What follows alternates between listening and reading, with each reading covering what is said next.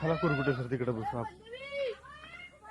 यार तो कुठं माग येतात जा तिकडे माकडा होय गो. चोकाकर सर हा जे झालं ते चांगलंच झालं. हा आता कळेल त्याला अहो सलील आहे याचं आणि त्या पाटलीन बायबर गुलू करीत बसायचं. असं कसं म्हणता?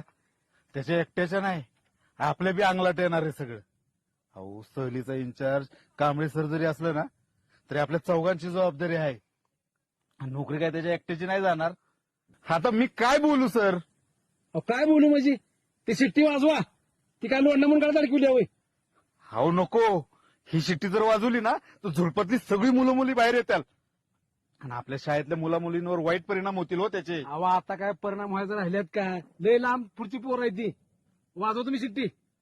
बर वाजवतो. अहो कशाला एवढं जोरात वाजवली ती भावकी गोळा झाली तुमची बघा.